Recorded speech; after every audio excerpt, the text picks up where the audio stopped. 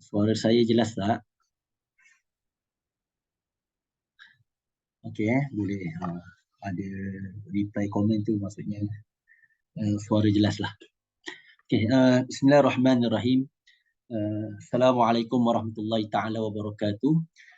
Tuan-tuan yang dirahmati lagi dikasihi Allah, marilah sama-sama kita mulakan majlis ilmu kita, perbincangan kita pada pagi ini, pada waktu-waktu duha ini, pada siang hari 6 Ramadan ini dengan bacaan kitab Al-Fatihah.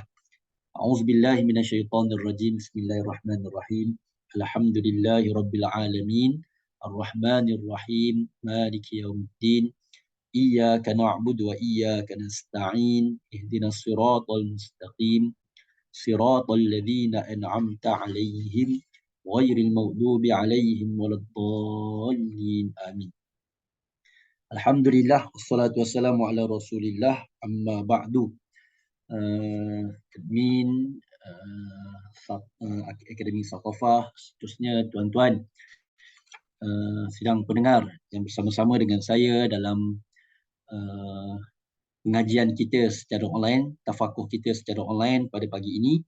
Moga-moga di mana pun tuan-tuan berada dalam rahmat Allah Subhanahu Wa Taala, dalam kasih sayang Allah, maghfirah daripada Allah Subhanahu Wa Taala, dan keberadaan kita dalam bulan Ramadan ini, moga-moga kita sentiasa dilindungi oleh Allah Subhanahu Wa Taala daripada perkara-perkara yang Allah murkai, dan sentiasa diberikan petunjuk dan rahmat untuk kita sama-sama beramal dengan apa yang Allah Subhanahu Wa Taala redai, insya-Allah.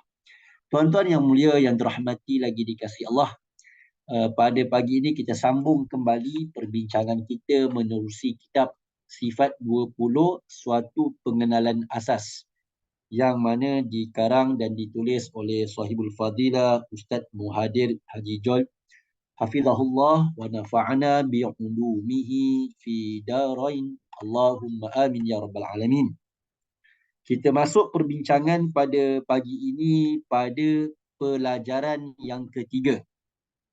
Pada pelajaran yang ketiga pada muka surat yang ke-12. Muka surat 12 insya-Allah. Pelajaran yang ketiga.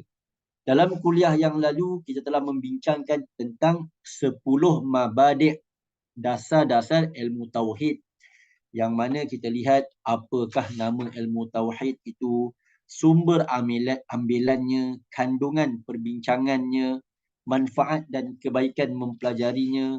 Kita mengetahui pula ilmu ini kedudukannya macam mana, serta siapakah tokoh yang utama yang menjadi pegangan ulama-ulama Ahlussunnah wal Jamaah dalam ilmu tauhid, yang menyusun ilmu tauhid ini, dan juga apakah kelebihan dan matlamat daripada kita mempelajari ilmu tauhid. Itu telah kita kupas dalam persoalan mabadi' al-ilmu. Mabadi'ul ilm. Okay. Pada pagi ini insya-Allah kita sambung pelajaran yang ketiga, membincangkan tentang fardu ain, paling awal ke atas setiap mukallaf. Jadi tuan-tuan, kita ni mukallaf. Apa itu mukallaf? Kan, apa pula yang dikatakan fardu ain? Jadi kita terus dalam persoalan yang pertama dalam bab yang ketiga ini, pelajaran yang ketiga, menjawab persoalan apakah yang menjadi fardu ain paling awal ke atas setiap mukallaf. Maksudnya kalau kita ni dah balik dah tua, tetapi sekiranya anak kita, sebagai contoh, anak kita yang akil baligh, tu mukallaf. Tuan-tuan boleh tengok pada nota kaki nombor 28 yang ada kitab muka surat 12, nota kaki nombor 28. Apa itu takrif mukallaf? Orang Islam yang mukallaf itu dia ada 4 syarat. Kalau dia memenuhi 4 syarat ini, maka dia kata sebagai seorang mukallaf. Yang pertama, baligh. Kita ni dah lama baligh lah tuan-tuan, dah tua dah. Tetapi kalau anak kita yang umur 9 tahun mula datang haid, ataupun yang lelaki mula keluar air mani, maka itu dah nama baligh. Kemudian berakal. Kemudian sampai seruan Islam kepadanya dan selamat daripada buta dan pekak. Buta dan pekak. Maksudnya dia mesti ada sifat, salah satu daripada sifat ni. Kalau dia buta, boleh dikira mukallaf lagi. Kalau dia pekak sahaja, boleh dikira mukallaf. Tetapi kalau dia buta dan pekak sejak azali lagi, maka dia tidak dikirakan sebagai seorang mukallaf. Sebab apa?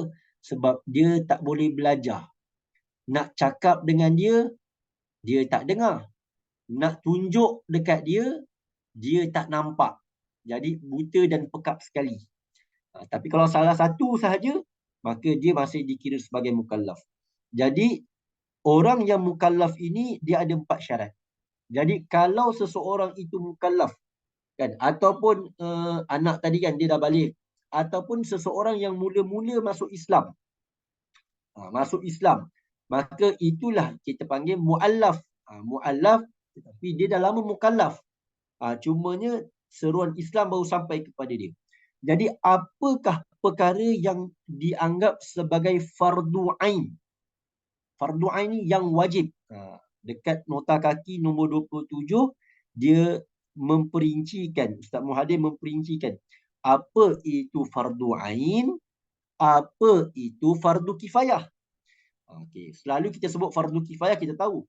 Fardu ain pula iaitu wajib, kan? Perkara yang wajib, apa yang dituntut oleh syarak kepada setiap individu yang mukallaf. Nampak? Setiap individu yang mukallaf. Mukallaf tu takrif dia dekat bawah, syarat dia. Balik berakal sampai seruan Islam kepadanya, selamat daripada buta dan pekak. Jadi setiap orang yang balik berakal sampai seruan Islam kepadanya dan dia tak buta dan pekak, maka fardu ain ke atas dia, kan, menjadi kewajipan ke atas dia dan tidak terlepas tanggungan ke atas dia kecuali dia melakukan sendiri dan tidak boleh diganti oleh orang lain. Ini perbuatan yang mesti dia buat sendiri. Kalau fardu kifayah, suatu tuntutan syarak kepada sekumpulan mukallaf. Jadi ramai-ramai orang ada seorang buat, kan? Dia bukan kepada individu tetapi salah seorang daripada golongan mukallaf tadi yang melakukan, maka orang lain terlepas daripada dosa. Contoh ada jenazah. Apa hukum menguruskan jenazah? Kan, fardu ain wajib. Tetapi pada setiap individu fardu kifayah. Jadi kalau ada seorang dah uruskan, maka kita tak uruskan pun tak ada masalah. Tapi kalau fardu ain ni setiap orang kena buat. Setiap orang kena buat. Jadi apakah perkara yang setiap orang kena lakukan? Apakah perkara yang setiap orang kena tahu? Yang wajib tahu bila mana dia sampai martabat mukallaf. Jadi jawapannya fardu ain, maksudnya wajib setiap orang, individu yang paling awal ke atas setiap mukallaf, sama ada lelaki ataupun perempuan, perkara yang paling awal, yang paling utama yang dia kena tahu, yang menjadi fardu ain ke atas dia, kenal Allah Ta'ala. Dia kena kenal Allah. Jadi tuan-tuan, anak-anak kita yang dah akil balik tu, yang dah sekolah menengah dan sebagainya ni, kan, dia kenal tak Allah Subhanahu Wa Ta'ala? Dia kenal tak Allah? Tu wajib. Kan, mak bapak ni kita pun kenal tak kalau anak tanya tentang Allah Subhanahu Wa Ta'ala? Sejauh mana yang kita katakan kenal Allah? Kita nak kenal Allah ni, ada benda yang wajib kita kenal, ada benda yang tak wajib kita kenal. Ada benda yang wajib kita tahu, ada benda tak wajib kita tahu. Jadi ini perkara yang sangat penting, mengenal Allah, kan. Bukan dia kenal mana iPhone 13, iPhone 14, apa spek dia, tu tak payah kenal pun tak apa dulu, kan. Nak kenal YouTube ke, nak kenal Facebook ke, nak kenal WhatsApp macam mana nak guna, tak kenal benda tu dulu pun tak apa. Yang wajib bagi setiap anak-anak yang mukallaf yang dah balik ini, apa yang wajib dia kenal dan kita kenal, iaitu mesti kenalkan mereka dengan tauhid, iaitu mengenal Allah Subhanahu wa taala yang menjadikan dia yang berkuasa di atas setiap perkara yang ada di atas alam ini. Kena kenal Allah Subhanahu wa taala. Musibahnya umat hari ini bila mana dia tidak mengenal Allah Subhanahu wa taala. Bila tak kenal Allah, apa jadi? Walaupun dah balik, dah tua, dah dewasa, tetapi masih berbicara berkaitan dengan Allah, sesat. Akidahnya, tauhidnya tak betul, sesat. Jadi apa yang dia nak bawa kalau dia mati nanti nak bertemu dengan Allah? Dan sedangkan Allah dia tak kenal. Ma rabbuka? Tanya malaikat munkar nakir. Ma rabbuka? Siapa Tuhan kamu? Dia tak boleh nak jawab. Sebab apa? Sebab dia tak kenal Allah. Dia tak kenal Allah. Ni bahaya tuan-tuan. Ajaran-ajaran hari ini banyak orang yang tak betul-betul mengenal Allah, maka dia tidak mengikut ajaran Ahlu Sunnah wal Jamaah. Saya banyak juga terlibat sebelum daripada ini berkaitan dengan pemulihan akidah, kan? Pemulihan akidah. Ada kumpulan-kumpulan tertentu, kan? Dia menceritakan Allah ni, nak kenal Allah ni macam ni. Dia pula yang menyifatkan Allah. Tak betul. Kan? Bukan kita yang menyifatkan Allah, tetapi Allah telah menyifatkan zatnya macam mana dalam Al-Quran daripada hadis-hadis Nabi. Maka kita ambil panduan daripada situ, kan? Dia pula kadang-kadang menggunakan akal semata-mata dengan cara yang tak betul, kan? Macam-macam tuan-tuan. Dan termasuklah golongan-golongan liberalisasi pada hari ini yang bicara bab agama tetapi tak kenal Allah, maka dia telah menyifatkan Allah dengan sesuatu yang tidak layak baginya. Ada yang berteori dengan teori sains sangat. Dia kata Allah ni macam getaran, Allah ni macam vibrate. Tuan-tuan, macam-macam.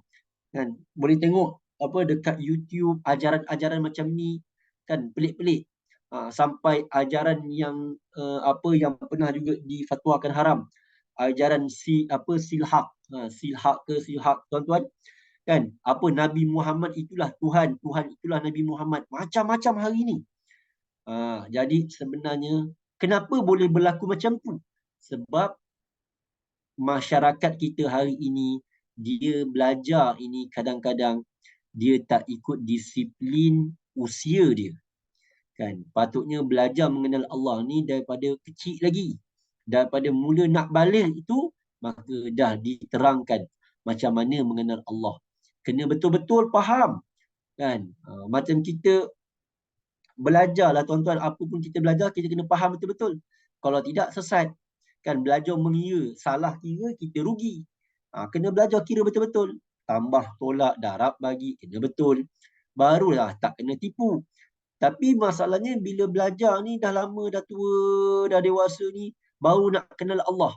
Kemudian belajar tak ikut cara yang betul. Belajar dekat YouTube, kan, tak ada kitab yang betul. Kitab yang digunakan pakai pun tak tahu kitab daripada mana. Ni yang masalah yang berlaku. Main beli je kitab-kitab dekat pasaran tentang nak mengenal Allah. Dia tak tahu pengarang kitab yang menulis tajuk tentang mengenal Allah tu macam mana. Entah dia baca kitab mengenal Allah, tetapi pengarang kitab itu seorang yang berpahaman Syiah. Maka rosak akidah dia. Dia baca kitab mengenal Allah, tetapi pengarang kitab tadi berpahaman Wahabi. Maka rosak akidah dia dengan tajasim. Dia baca kitab untuk mengenal Allah, tetapi pengarang kitab tentang mengenal Allah itu seorang liberalis ataupun orientalis. Maka jadi sesat jugalah. Jadi kalau kita nak mengenal Allah, maka kita kena berdasarkan panduan kitab-kitab yang ditulis oleh ulama Ahlu Sunnah wal Jamaah yang bersambung ilmunya tadi kepada Imam Abu Hasan Asy'ari dan Imam Abu Mansur Al-Maturidi. Ni yang saya dah sebut dalam kuliah pada bulan lalu, kan. Sebab pengasas dalam ilmu tauhid ini yang disepakati oleh ramai para ulama, iaitu Imam Abu Hasan dan Imam Abu Mansur dan Al-Maturidi dan Imam Abu Hasan Ash'ari. Jadi kita kena faham perkara ni. Jadi perkara yang fardu ain ke atas kita iaitu mengenal Allah Subhanahu Wa Taala. Kita nak kenal Allah ni apa dia? Macam tuan-tuan nak kenal siapa Ustaz Api Mansur ni. Kan? Tengok muka dia. Dia ni tinggi ke, ketot ke, rendah ke. Tengok muka dekat dalam Zoom ni kan macam putih kan. Adakah itu putih cahaya, edit kamera ke flawless dia kan? Macam mana hakikat dia? Kita nak tahu dia kan, orang dia macam mana. Jadi kita nak kenal Allah tu nak tahu apa yang kita nak kenal. Adakah tuan-tuan nak kenal dia tu, nak kenal sifat dia kan? Sifat ustaz tu macam mana? Kita nak kenal sifat dia ataupun kita nak kenal zat dia? Zat dia tadi maksudnya apa? Orang dia tinggi ke, rendah ke kan? Macam mana? Nak tahu zat dia macam mana? Maksudnya nak tengok dia. Ustaz ni macam mana? Rambut dia kerinting ke lurus? Hidung dia mancung ke peset? Hidung jambu ke? Macam mana? Kan mata dia sepet ke, bulat ke dalam ke lekuk ke? Nak tahu macam tu. Itu kita kenal zat. Ataupun kita nak sifat dia. Aku nak tahu ustaz ni macam mana. Tengok dia cakap ni, orang dia macam bercakap macam apa? Macam berderas ke? Orang dia sifat dia macam mana? Nak kenal. Jadi ada orang kenal orang dengan sifat, ada orang kenal orang dengan zat. Tapi kita nak kenal Allah ni macam mana? Kita nak kenal Allah ini mengetahui apa yang wajib, apa yang mustahil dan harus bagi Allah itu. Itu yang kita nak faham. Dan nak mengetahui sifat yang wajib, sifat yang mustahil, sifat yang harus bagi Allah Subhanahu Wa Taala. Dan begitu juga nak kenal apa yang wajib, apa yang mustahil dan harus bagi para rasul. Itu yang fardu ain ke atas kita. Yang mana perkara ini terkandung dalam La ilaha illallah Muhammadun Rasulullah. Cuba tuan-tuan zikir kan? La ilaha illallah, la ilaha illallah, la ilaha illallah, la ilaha illallah. Tiada Tuhan yang disembah melainkan Allah. Apa yang tuan-tuan faham? Yang tuan-tuan sembah la ilaha illallah tu, yang tuan-tuan ucapkan tu, kan apa yang tuan-tuan faham tentang Allah tu? Kan tiada Tuhan yang disembah melainkan Allah. Apa yang tuan-tuan faham tentang Allah? Ni yang kita nak belajar, yang kita nak faham. Tuan-tuan, nak mengetahui apa yang wajib, apa yang mustahil, apa yang harus. Bila kita nak mengetahui tentang Allah, tuan-tuan lihat nota kaki nombor 29. Hendaklah diingat bahawa adalah tidak dituntut sama sekali. Tidak dituntut sama sekali untuk mengetahui hakikat zat Allah Ta'ala. Kerana apa? Kerana perkara yang baharu, muhdas, tidak mungkin mengenal hakikat Allah yang qadim. Kita ni Allah yang jadikan.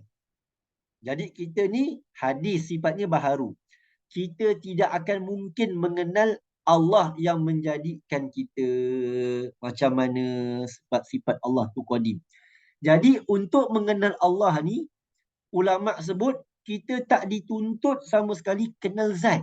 Kenal zat macam tuan-tuan nak kenal saya. Tuan-tuan tak dituntut untuk kenal Allah tu macam tuan-tuan kenal saya.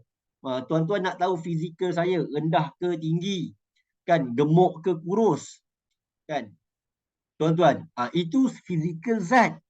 Kita tak dituntut macam tu. Kita hanya dituntut mengenal Allah ni melalui sifat yang mustahil, sifat yang wajib, sifat yang harus bagi Allah Subhanahu Wa Taala. Kata Imam As-Sanusi dalam kitab Matan Ubu Barahin, wa yajibu ala kulli mukallafin syar'an an ya'rifa ma yajib fi haqqi maulana jalla wa azza wa ma yastahilu wa ma yajuzu wa kadza yajibu alaihi an ya'rifa mithla dhalika fi haqqi ar-rusul alaihimus salatu wassalam. Wajib ke atas setiap mukallaf secara syarak untuk mengetahui apa yang wajib pada hak Tuhan Allah Azza wa Jalla itu, dan apa yang mustahil atasnya, dan apa yang harus atasnya. Dan begitu juga wajib ke atas mukallaf tadi untuk mengetahui seperti itu juga apa yang wajib, apa yang mustahil, apa yang harus pada hak para rasul. Ini yang wajib. Wajib kita ketahui tentang Allah Subhanahu wa taala. Jadi kita kena tahu itu maksud apa yang kita wajib ketahui tentang Allah. Dan tuan-tuan, bila sebut tentang wajib ni, dia bukan wajib macam hukum syarak. Kan? Tuan-tuan, dekat bawah tu dia tulis tanbih. Wajib mengetahui erti wajib, mustahil dan harus. Apa itu yang dikatakan wajib? Apakah yang dikatakan mustahil dan apa yang dikatakan harus? Tidak mungkin untuk menghukumkan sesuatu sifat itu wajib atau mustahil atau harus bagi Allah atau bagi Rasul jika tidak mengetahui erti wajib, erti mustahil dan erti harus.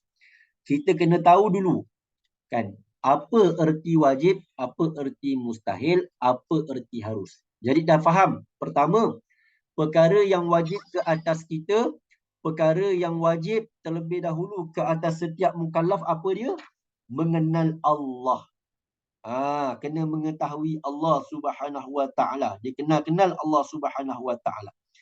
Dan bila dia nak kenal Allah Subhanahu wa taala, kan, dia kena kenal apa dia? Dia kena kenal bukan zat Allah. Dia kena kenal apa yang wajib, apa yang mustahil, apa yang harus. Iaitu sifat-sifat Allah yang wajib, yang mustahil, yang harus. Kita tak kenal fizikal. Kita tak perlu tahu tentang zat Allah macam mana. Tetapi yang wajib dituntut ke atas kita, kita kenal Allah dengan sifat-sifat Allah. Jadi kata para ulama', nak kenal Allah tu dengan 3 sifat tadi. Apa sifat yang wajib, apa sifat yang mustahil, apa sifat yang harus. Supaya apa? Supaya kita tidak menyifatkan Allah dengan sesuatu yang tidak layak bagi Allah. Contoh, kita kata, buat je, bukannya Allah nampak. Tak boleh macam tu. Seolah-olah kita menafikan suatu sifat Allah tak melihat perbuatan kita. Allah tak lihat perbuatan kita. Sebab apa kita kata? Buat je, bukannya siapa-siapa nampak. Allah pun tak nampak. Itu tak boleh. Sebab kita telah menyifatkan dengan satu sifat yang tidak layak bagi Allah. Maka kita kena faham betul-betul. Kan? Kalau kita nak menyifatkan Allah, dia dengan sifat yang layak bagi Allah. Macam saya pernah sebut, kalau orang menyifatkan kita dengan suatu sifat yang sifat itu tak layak bagi kita, kita marah tak? Kita marah. Kita akan marah. Orang kata, ustaz tu pekak. Kita marahlah. Aku tak pekak. Kita menyifatkan seseorang itu dengan sifat yang tak layak. Kan? Tak boleh. Maka kita kena tahu sifat tu. Jadi begitulah kita nak faham ni. Saya nak bagi faham. Kita nak kenal Allah, mestilah kita menyifatkan Allah dengan sifat yang layak bagi Allah. Maka kita kena kenal apa sifat yang wajib, apa sifat yang mustahil, apa sifat yang harus bagi Allah. Jadi kita pergi kepada muka surat yang ke-14. Soalan seterusnya. Kan? Apakah yang dimaksudkan dengan mengetahui apa yang wajib, apa yang mustahil, apa yang harus bagi Allah dan Rasul? Maka jawapannya secara lebih terperinci. Tuan-tuan boleh lihat muka surat 14 itu dijawab dalam bentuk gambar raja. Maka yang wajib kita ketahui bagi Allah itu, bagi Rasul itu, ada 20 sifat. Bagi Allah 4 sifat bagi Rasul. Yang kedua, ada 20 sifat yang mustahil bagi Allah, 24 sifat yang mustahil bagi Rasul. Dan yang ketiga, ada satu sifat yang harus bagi Allah dan satu sifat yang harus bagi Rasul. Maka semua sekali itu ada 50 sifat yang wajib kita tahu secara terperinci, dan ini dikenali sebagai 50 simpulan iman. Ini disebut juga dalam kitab kitab Risalah Tauhid. Risalah Tauhid, kalau kita mengaji kitab Risalah Tauhid, ini juga yang dibincangkan berkaitan dengan 50 simpulan iman. Jadi kalau kita baca La ilaha illallah Muhammadun Rasulullah, maka terkandung di situ 50 sifat simpulan iman. La ilaha illallah ada 20 sifat wajib, ada 20 sifat mustahil, dan satu sifat harus bagi Allah. Ada 41. Bila kita baca Muhammadun Rasulullah, maka bagi Nabi Muhammad dan juga para rasul itu, para nabi itu, maka di sana ada 4 sifat yang wajib, 4 sifat yang mustahil, satu sifat yang harus. Tu tuan-tuan. Kalau tuan-tuan ada buku ringkasan, ringkasan berkaitan dengan sifat 20 ni, kan, berkaitan dengan sifat 20 ni, tuan-tuan boleh buka juga pada muka surat 8. Pada muka surat 8, maka di sana ada pembahagian sifat secara carta dekat situ. Para ulama membahagikan kan sifat ini, sifat-sifat ini, sifat-sifat khabariyah, iaitu sifat-sifat Allah yang terdapat dalam Al-Quran. Khabariyah ini maksudnya sifat-sifat yang ada khabar. Khabar ini beritalah yang disebut dalam Al-Quran. Dan hadis Nabi ini, maka ulama ni bila dia nak cerita tentang sifat ini, kan apa ya sifat Allah, dia bukan suka-suka je. Maka baca Quran dulu. Ambil kat Al-Quran, tengok daripada Al-Quran. Daripada 30 juzuk Al-Quran tu ulama keluarkan. Kan kita baca dalam Al-Quran, innallaha sami'un alim. Sesungguhnya Allah tu Maha mendengar dan Maha mengetahui. Kita baca dalam surah lain juga, innallaha sami'un basir. Sesungguhnya Allah tu Maha mendengar, Maha melihat. Oh, jadi dekat dalam Al-Quran ni Allah khabarkan melalui Al-Quran tadi. Dalam Al-Quran ada tulis Allah tu Maha mendengar, Maha melihat. Allah tu Maha mengetahui. Innallaha ala kulli syai'in qadir. Sesungguhnya Allah Subhanahu wa taala di atas setiap sesuatu tu Maha berkuasa. Okey, ada sifat qadir, qudrah. Ada alim, ilmun. Ada sifat sami, sama. Ada basir, basar. Jadi baca lagi. Baca Quran sebanyak 30 juzuk tadi. Maka daripada Al-Quran tadi, datanglah sifat-sifat khabariyah, khabar yang dikhabarkan, dapat daripada Al-Quran tadi dan hadis Nabi. Maka ulama kata, dalam Al-Quran dan hadis Nabi ini, ada 2 sifat besar. Dia bagi dulu sifat ini. Maka ada disebut sebagai sifat zat, ada disebut sebagai sifat af'al. Ada disebut sebagai sifat zat, ada yang disebut sebagai sifat af'al. Kan? Wahu apa seperti contoh, yarzuqu man yasha. Allah Subhanahu wa taala itu yarzuqu man yasha. Dia memberi rezeki kepada siapa yang dia kehendaki. Maksudnya itu perbuatan. Perbuatan Allah nak bagi rezeki. Itu namanya sifat af'al. Allah yang mendatangkan sakit, kan? Allah yang mendatangkan mendatangkan ujian. Allah yang memberi rezeki. Itu sifat-sifat af'al. Maka ulama baca daripada Al-Quran tadi, daripada hadis-hadis Nabi, maka dia bahagikan dalam bentuk besar dulu. Bentuk besar dulu. Okey. Dalam Al-Quran ni Kan? Mereka dah keluarkan sifat-sifat semua ni, kemudian dia bagi. Ini sifat af'al, ini sifat zat. Macam tu. Kan? Ini sifat af'al, ini sifat zat. Dia bahagi daripada, kemudian ulama susun mana dekat af'al, mana dekat zat. Macam tu. Jadi secara umum ataupun asasnya dulu, daripada sifat khabariyah daripada Al-Quran dan hadis tadi, ulama bagi kepada dua yang besar. Kan? Yang besar dulu, iaitu sifat zat, sifat af'al. Apa tu sifat zat? Sifat zat inilah yang kita nak bicarakan sebagai sifat 20. Sifat zat tu wujud, qidam, baqa'. Ni sifat 20 lah. Tuan-tuan mesti dah tahu dah, bila sebut sifat 20 tu, itu terkandung dalam sifat zat. Wujud, qidam, baqa', mukhalafatu ta'lil hawadis, qiyamuhu binafsi wahdaniyah, qudrah, iradah, ilmun, hayat, sama', basar, kalam, kaunu qadiran, kaunu muridan, kaunu aliman, kaunu sami'an, kaunu basiran, kaunu mutakalliman. Itu 20 sifat zat yang kita nak bicarakan nanti satu persatu secara terperinci dalam kitab ini. Kemudian sifat zat ini pula ulama sebut menjadi syarat kepada Tuhan. Syarat mutlak.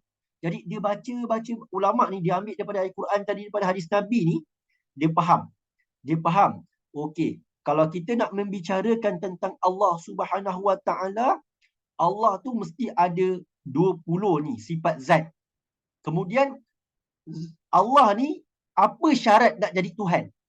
Sampai tahap macam tu. Apa syarat nak jadi Tuhan? Sebab Tuhan ni mesti ada syarat. Saya teringat tuan-tuan, antara soalan interview ketika mana nak ambil tauliah dengan JAIS, kan? Tauliah JAIS, tauliah Selangor ni, kan? Dengan Jabatan Mufti Selangor, nak ambil tauliah Selangor ni, kali pertama saya nak kena ambil tauliah ni tuan-tuan, saya gagal. Sebab apa? Pertama, saya dah lama tinggal ajar bab tauhid ni. Jadi saya macam tak peka dah, lupa. Jadi masuk interview tu, saya teringat Ustaz Jaiz Kamus kan, adik kepada almarhum Datuk Ismail Kamus. Dia tanya, Ustaz, soalan saya nak tanya, apa syarat nak jadi Tuhan? Saya macam blur tuan-tuan. Sebab apa?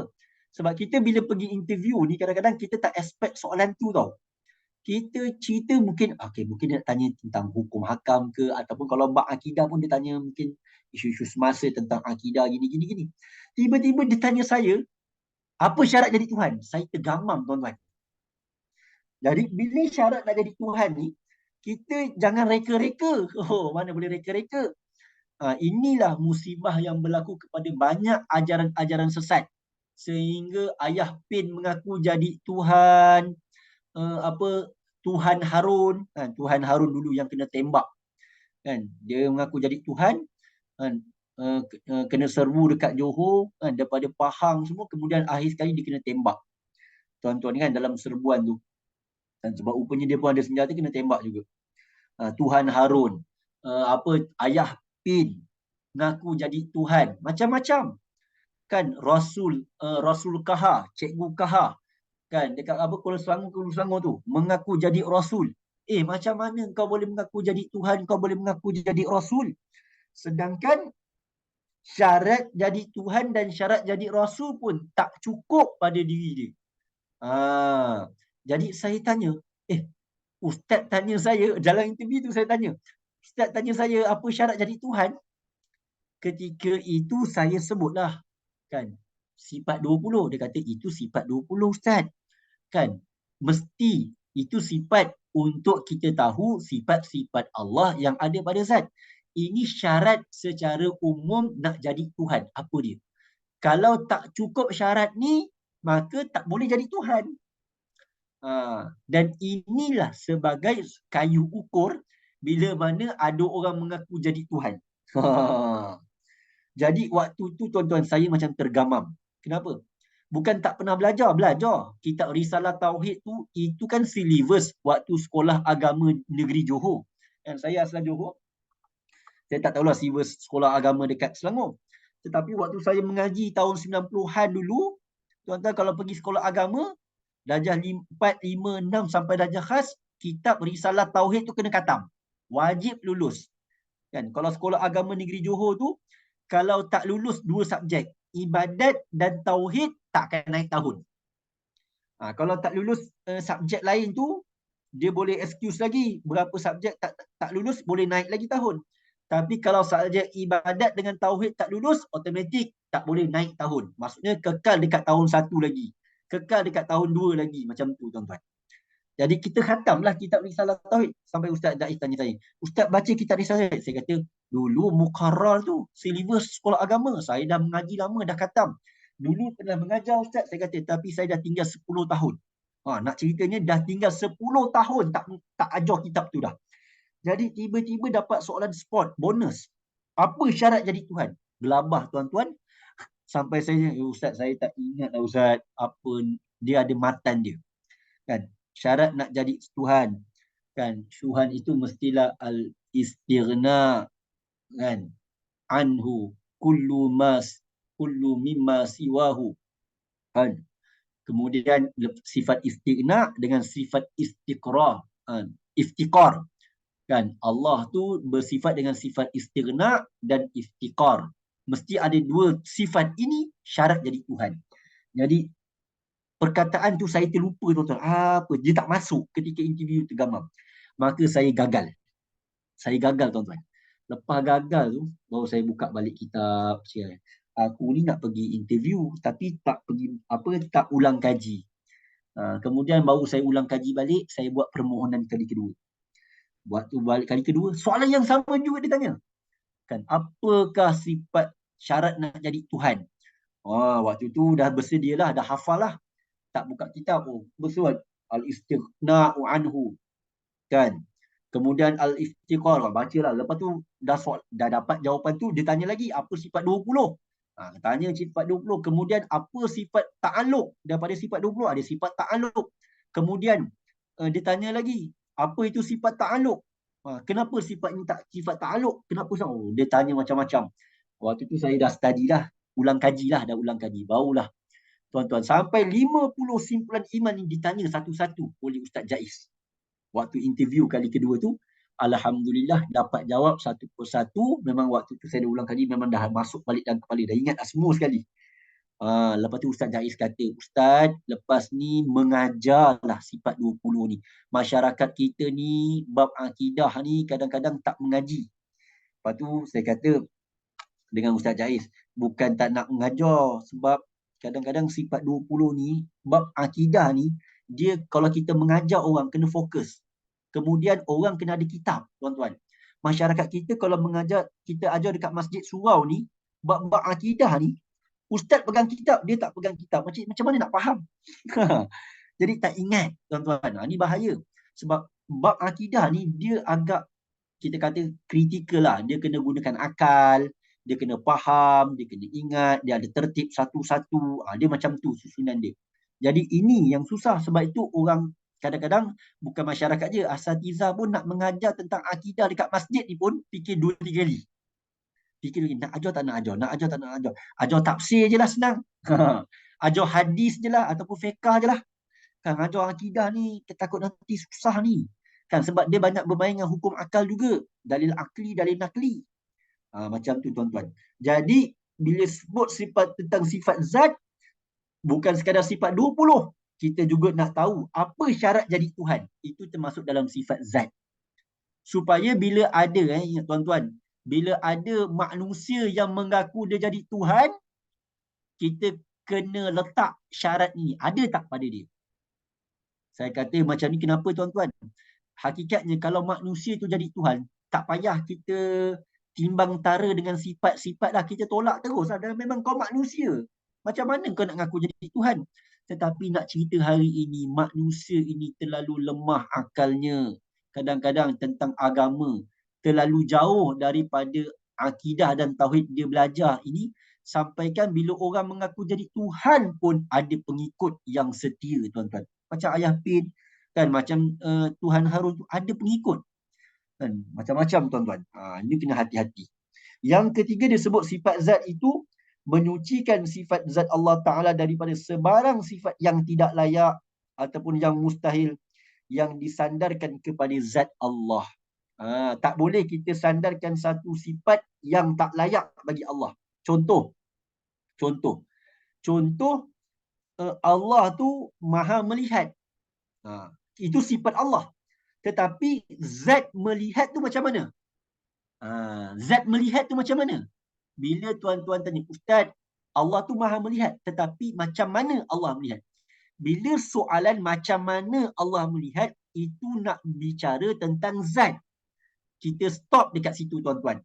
Sebab perbahasan tentang zat kita dah sebut dalam muka surat sebelum ni. Ulama kata apa? Perbahasan tentang zat tidak dituntut sama sekali nak mengetahui. Macam mana Allah lihat, itu bukan urusan kita untuk kita belajar. Dan akal kita tak akan sampai untuk bicara tentang macam mana Allah melihat. Yang penting kita hanya tahu sifat Allah. Sifat Allah itu Allah maha melihat. Zat macam mana melihat? Wallahu alam. Macam saya, okey. Saya melihat. Ustaz tu melihat tak? Melihatlah, sebab tu dia boleh jalan tanpa pakai tongkat. Kan? Dia boleh bawa kereta. Kalau tidak, dia tak boleh melihat. Jadi, ada sifat melihat. Macam mana dia lihat? Dia lihat pakai mata. Tapi, mata dia tu pun kabur dah. Sebab tu dia pakai cermin mata. Itu zat. Nampak tuan-tuan? Zat kita ni kita lihat pakai mata. Tetapi mata kita ni tak sama. Ada orang kanta cembung kan. Kanta dia kan. Kalau kita belajar sains tu kanta tu. Bentuk kanta tu kan. Kanta ni. Kanta ni kalau bentuk macam ini, dia rabun dekat. Kanta ni kalau dia macam ni, rabun jauh. Kanta mata dia kalau macam ni, barulah dia mata dia tu mata yang betul. Itu zat tengok pakai mata. Kemudian mata kita ni tengok kena ada cahaya. Nampak? Maksudnya kita bersandar lagi. Tetapi kita tak boleh bicara Allah macam tu. Kita hanya bicara sifat Allah itu maha melihat. Zat melihatnya Allah tu macam mana? Adakah Allah melihat macam kita melihat? Tak. Kalau kita kata Allah melihat macam mana kita melihat, maksudnya kita telah menyifatkan zat Allah macam zat kita, maka itu salah, batil dan tidak layak bagi Allah. Sebab kita melihat apa yang ada depan kita. Kita melihat mesti ada cahaya. Kita melihat menggunakan mata. Kan? Allah melihat bukan macam tu. Kan? Sifat zat melihat kita banyak kekurangan. Sebab apa? Kita melihat yang depan, kita tak dapat melihat yang belakang. Kita yang kiri kanan kita hanya bayang-bayang saja kita dapat lihat. Kan? Jelingan-jelingan je, tuan-tuan. Kalau tutup lampu pada waktu yang gelap, pada malam yang gelap, tempat yang gelap, kita buka mata pun, kita tetap tak boleh melihat. Kan itu bukti. Sebab itu kalau kita ada kat tempat gelap, kita kena cari torchlight. Kita cari lilin. Sebab apa? Kalau tak ada lilin, tak ada torchlight, ataupun tidak ada cahaya bulan yang menerangi, kita takkan nampak. Maksudnya apa? Kita melihat ini bukan sekadar dengan zat mata kita. Kan? Dengan tubuh badan kita. Tapi kita juga menggunakan benda lain. Itulah maksudnya kita ni hamba yang ada sifat kekurangan. Maka bila ada sifat kekurangan, maka kita bukan Tuhan. Dan tidak layak untuk kita mengatakan Allah melihat macam mana kita melihat. Sebab kalau kita kata Allah melihat macam mana kita melihat, maka itu telah batil. Telah, orang kata tak betul dalam kita menyifatkan Allah Subhanahu wa ta'ala dengan sifat yang tidak layak bagi Allah Subhanahu wa ta'ala. Mustahil Allah melihat macam tu. Itu contoh. Kita tak masuk lagi dalam bab sifat basar. Tapi ini saya bawa awal untuk faham kan apa itu sifat zat. Kemudian sifat Allah tu, sifat zat Allah tu mesti bersifat qadim dan baqa. Qadim itu tersedia ada, baqa itu kekal selama-lamanya. Itu nanti kita bahas nanti detail. Tuan-tuan, ke mana sampai sifatnya. Kemudian pada sifat yang besar ni, ada sifat af'al, tadi sifat zat. Kemudian ulama baca Quran, kan banyak sifat tadi saya katakan tadi kan. Dia kata Allah ni yarzuqu man yasha. Allah tu memberi rezeki. Yahdi man yasha. Allah tu memberikan hidayah. Itu sifat-sifat Allah. Itu sifat-sifat Allah. Kan Allah tu qadir, Allah tu sami, Allah tu baik. Itu sifat-sifat Allah. Ulama kumpul daripada dua sifat ini ulama bahagi. Ini sifat zat, ini sifat af'al. Okey. Apa itu sifat af'al? Sifat-sifat af'al, sifat-sifat yang berkaitan dengan perbuatan. Perbuatan Allah Ta'ala. Iaitu contoh, Ar-Razzaq, Allah tu maha pemberi rezeki. Al-Mut'i, Allah tu maha mu'ti. Mu'ti, mim, ain, ta. Alif ataupun ya maksurah, alif maksurah. Al-Mu'ti, yang maha mengurniakan pemberian. Yu'ti. Al-Muhyi, Allah yang menghidupkan. Al-Mumit, yang mematikan. Al-Khaliq, yang menjadikan, dan lain-lain sifat. Ni sifat-sifat af'al ini kita boleh juga lihat kepada nama-nama Allah, Al-Asma'ul Husna. Ada sifat-sifat af'al di situ. Okey. Boleh memiliki dua keadaan seperti berlawanan. Maksudnya sifat af'al ni Allah boleh memiliki dua sifat yang berlawanan padanya, seperti mana Allah yang menghidupkan, Allah juga yang mematikan. Allah yang mendatangkan mudarat, Allah yang mendatangkan manfaat. Allah yang memberi dan Allah yang menghalang. Itu contoh sifat-sifat af'al. Jadi kita bacalah dalam Quran. Jadi nanti tuan-tuan boleh kan buka Al-Quran sambil-sambil tadarus baca Al-Quran ni. Kan kadang-kadang kita baca sambil-sambil tu ada kita baca terjemahan. Jadi ini sifat Allah. Allah tu maha pemberi rezeki. Allah tu maha mengurniakan. Allah tu maha mematikan. Allah tu maha menjadikan. Ni sifat af'al. Yang ni sifat zat. Mesti ada pada Allah. Jadi kita faham macam tu nanti. Sikit sebanyak insya-Allah kita akan faham satu persatu seperti itu. Jadi itu tuan-tuan dua sifat besar asalnya. Dan kemudian ulama sebut, jadi itu secara asas awal pembahagian yang pertama.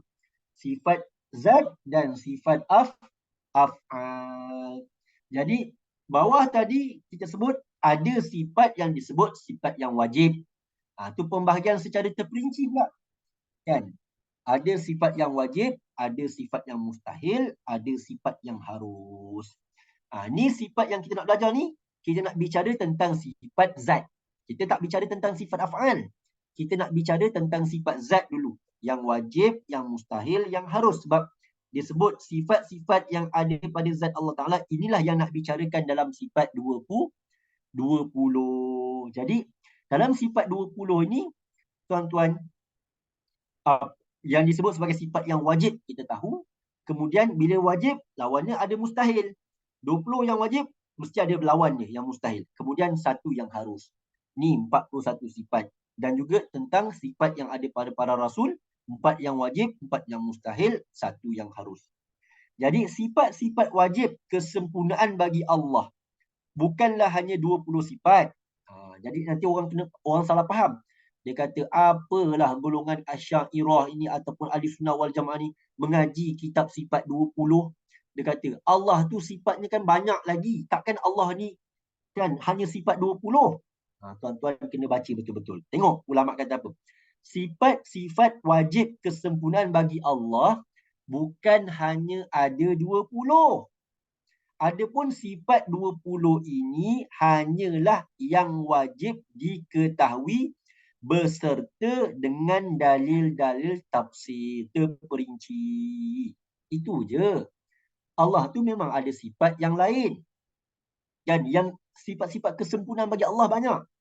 Tetapi ulama ni, bila dia baca-baca, dia letakkan 20 ni. 20 ini sebagai asas utama yang wajib kita ketahui. Sebab daripada 20 inilah dia akan pecah lagi kepada banyak-banyak sifat lagi. Pecah pada banyak-banyak sifat lagi. Maka 20 ini jadi tunggak sifat asas, tuan-tuan, yang wajib diketahui secara tafsir. Macam tuan-tuan tanya dengan saya, macam kita belajar sebelum ni, sifat apa malaikat tu ada berapa yang wajib kita ketahui? Malaikat ada 10 yang wajib kita ketahui, sebab itu yang disebut dalam Al-Quran dan hadis, kan, iaitu Jibril, Mikail, Israfil, Munkar, Nakir, Raqib, Atid, Ridwan, Malik. Itu yang kita tahu. Tetapi dalam Al-Quran, ada tak sebut tentang malaikat-malaikat? Ada. Yang disebut malaikat dia. Malaikat hafizin. Malaikat tu. Malaikat muqarrabin. Malaikat yang apa lagi? Malaikat kiraman katibin. Ada dalam Al-Quran sebut macam tu. Jadi kiraman katibin itu, kan, itu letak kat mana? Mungkin malaikat kiraman katibin itu yang mencatat. Dia adalah pecahan daripada Raqib dan Atid. Bawah Raqib Atid ni ada malaikat lagi. Begitulah terusnya. Macam Ridwan dan Malik. Ridwan dan Malik ni penjaga syurga dan neraka. Di bawah malaikat Ridwan dan Malik ni ada tak malaikat lain? Ada lagi malaikat-malaikat lain. Maksudnya cuma yang lain tu tak ada nama khususnya. Dia sebut secara umum kiraman katibin, malaikat yang mengazab dan sebagainya. Tapi yang kita ketahui tu Ridwan dan Malik. Begitu juga tentang Nabi. Nabi yang wajib kita ketahui yang disebut dalam Al-Quran itu, hadis Nabi ada 25. Tapi hakikat sebenarnya ulama bahas Nabi ni ada 1000. Kan? Banyak lagi. Kan Nabi dan Rasul. Ada 313 Nabi dan Rasul. Kan yang wajib diketahui ada 25. Sebab itu disebut. Kemudian ulama bahas ada tak itu Nabi di kalangan perempuan ke, atau Nabi-Nabi lain macam kita pernah dengar Nabi Daniel yang pernah kita dengar, siapa yang pernah pergi Mesir. Ada orang kata ini kubur makam Nabi Daniel. Kan kita pernah dengar cerita Nabi Khidir. Kan. Jadi banyak lagi sebenarnya. Tapi yang disepakati ulama kata ada 25. Begitulah tuan-tuan, kita nak faham juga tentang sifat 20 ini. Bukanlah soal kata Allah tu hanya ada 20 sifat. Allah tu banyak lagi sifat kesempurnaan bagi Allah. Bukan hanya yang terhad kepada 20 sifat. Tetapi yang wajib kita ketahui berserta dengan dalilnya adalah 20 sifat. Ia juga dikenal dengan sebagai ibu segala sifat-sifat kamalat, ummahatus sifat, iaitu sifat-sifat kesempurnaan. Kamalat itu maksudnya sifat sempurna. Ibu, kan?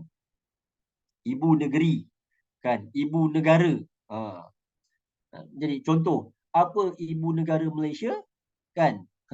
Orang sebut Kuala Lumpur.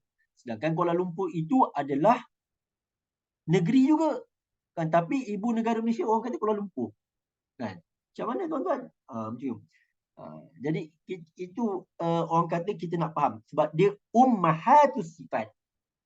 Sebab di situlah letaknya segala-galanya bertemu dekat situ segala-galanya. Awalnya dulu, barulah pecah-pecah orang kata transitnya. Seolah-olah macam itulah mercu tandanya. Tapi kita bahas sifat pun macam tu, ummahatus sifat, iaitu segala sifat kesempurnaan ada kepada kamalat pada Allah Subhanahu Wa Taala itu pada sifat 20 ummahat. Hakikatnya sifat wajib kesempurnaan bagi Allah tidak terbatas terlalu banyak. Hanya Allah sahaja yang mengetahuinya. Ia wajib diketahui secara ijmal ringkas. Perkara ini akan dibincangkan dalam kitab ini pada masa yang akan datang, insya-Allah. Tu tuan-tuan. Okey. Jadi dah faham awal lah. Jadi yang wajib kita ketahui ini 20 ini bukanlah bermaksud Allah itu ada sifat kesempurnaan hanya 20. Tidak. Disebut ibu segala sifat kesempurnaan itu 20. Manakala sifat sempurna bagi Allah tu banyak dan tak terhitung, dan hanya Allah jualah yang maha mengetahui. Okey, selesai tadi. Iaitu kita nak tahu sifat zat dan sifat af'al. Yang kita nak bicara ni tentang sifat zat. iaitu yang wajib. Itu wajib. Dalam perkataan wajib, muka surat 16. Saya kena berhentikan jawapan ni kat sini je. Kan? Muka surat 16 tu. Apa tu wajib? Fahami perbezaan wajib dari segi syarak dan akal. Bila sebut wajib, kalau kita mengaji fiqh, wajib tu apa? Wajib tu sesuatu yang wajib kita buat. Kalau tak buat, berdosa. Kalau kita buat, dapat pahala. Itu wajib pada hukum syarak. Tetapi wajib akal dalam ilmu tauhid, iaitu mesti ada. Akal fikiran tidak boleh menerima jika perkara itu tidak ada. Itu wajib dalam ilmu tauhid. Bila kita sebut Allah tu wajib ada.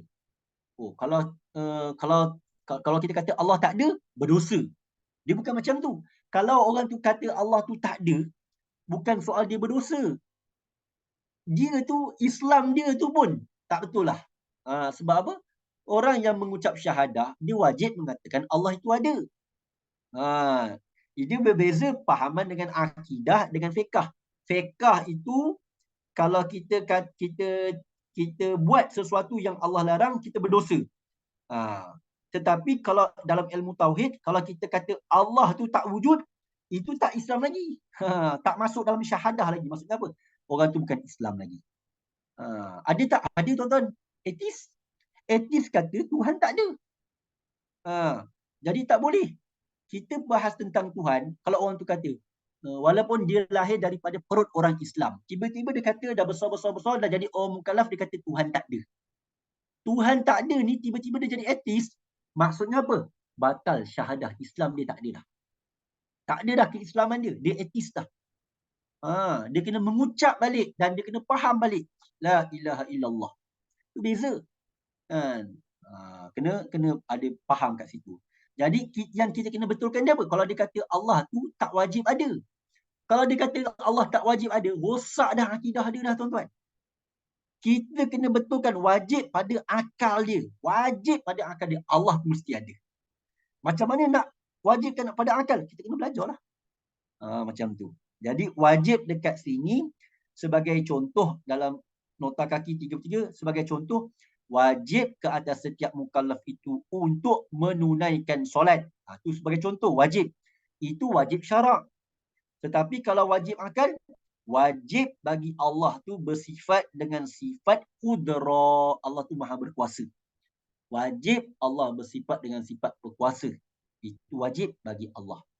Kalau seseorang itu menafikan sifat qudrah bagi Allah, maka batal akidah dia. Boleh macam tu. Itu beza tuan-tuan. Kalau dia kata solat seorang mukallaf, kita kata wajib menunaikan solat. Tapi dia kata solat itu wajib tapi aku tak nak buat. Itu berdosa. Sebab tarif hukum syarak dia mesti buat. Kalau buat dapat pahala, tinggal dapat dosa. Itu tarif hukum syarak. Tapi kalau dia menafikan kewajipan solat, itu batal akidah. Sebab dia menafikan apa yang Allah dah wajibkan sebagai rukun Islam. Beza kat situ. Jadi tu kena faham. Wajib nota kaki nombor 33, wajib syarak tu. Wajib di sini adalah wajib syarak atau wajib dari segi ilmu fiqh. Jika mukallaf tadi mengerjakan solat, dapat pahala. Jika tak mengerjakan, dapat berdosa. Dia berdosa.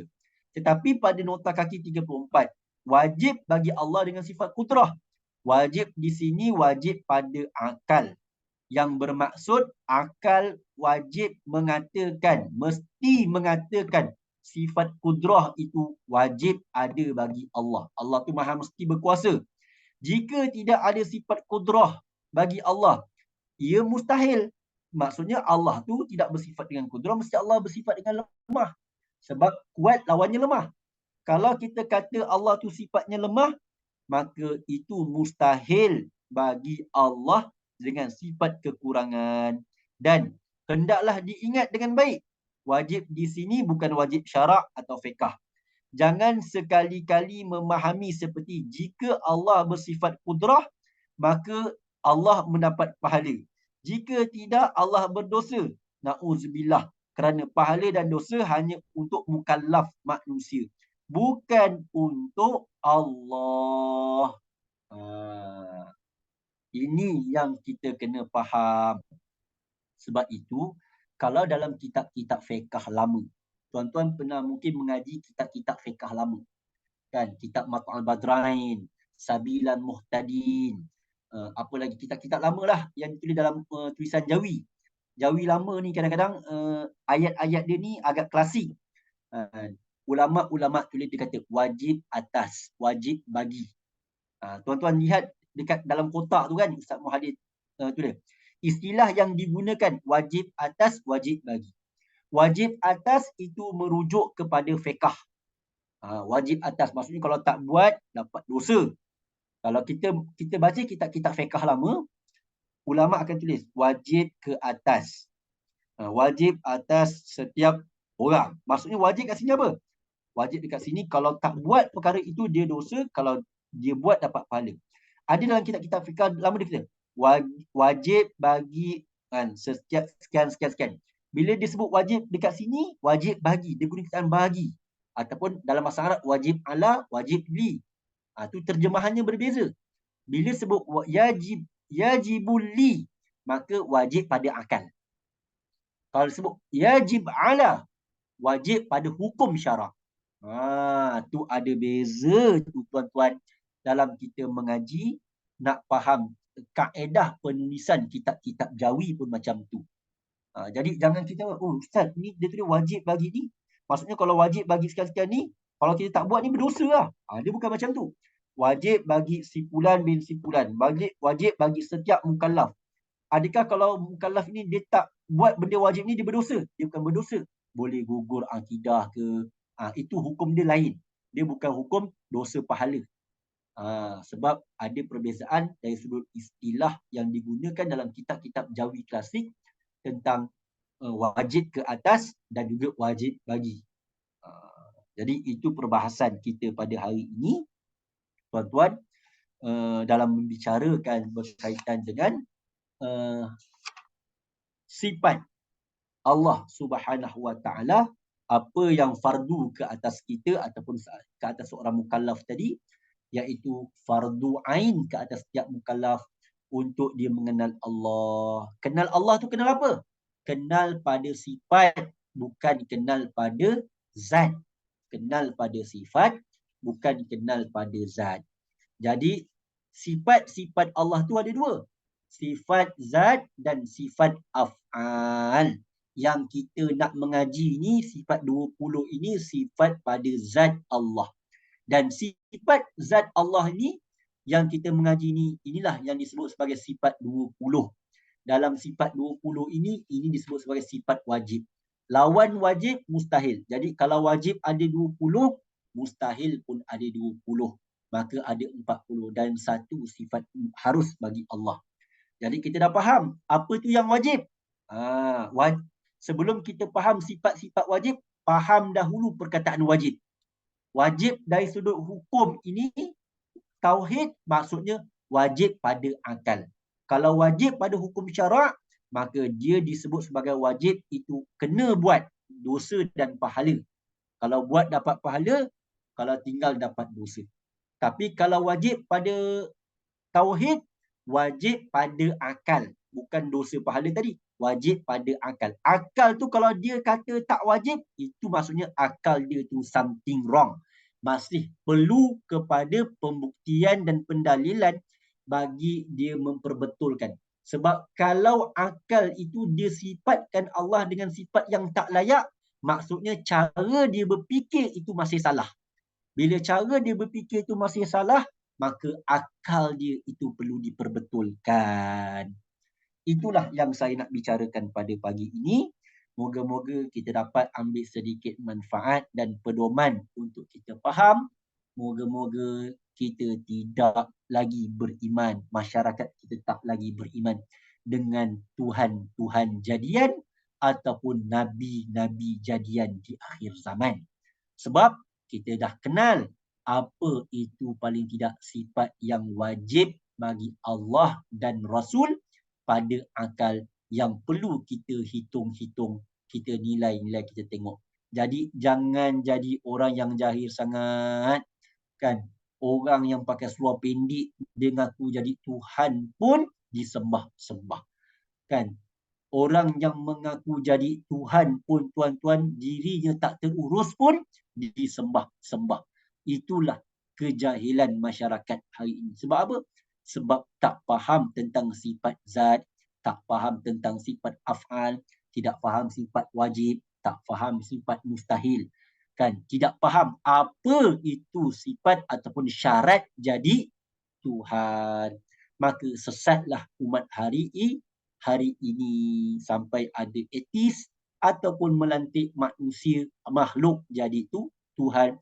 Bukan sekadar melantik manusia jadi Tuhan, tetapi melantik juga makhluk-makhluk lain jadi Tuhan. Kan? Rosak masyarakat kita hari ini, tuan-tuan. Na'udzubillah min zalik. Wallahu alam. Sekadar itu perkongsian saya untuk pagi ini. Moga-moga kita dapat ambil sedikit penjelasan dan manfaat. Dan insya-Allah dalam kuliah yang akan datang kita sambung lagi dalam pembelajaran yang ketiga ini, pada soalan yang seterusnya, itu apa yang perlu dilakukan setelah mengetahui 50 sifat. Ni dia masih, orang kata, masih secara kerangka besar. Nanti baru kita masuk dalam kerangka-kerangka kecil, tuan-tuan. Wallahu a'lam bisawab. Yang baik datangnya daripada Allah, yang kurang lemah di atas kelemahan dan kekurangan di saya sendiri. Moga-moga kita dapat ambil manfaat dan moga-moga digandakan pahala dengan asbab kita belajar ini dalam bulan Ramadan. Allah berikan pahala yang berganda juga, insya-Allah.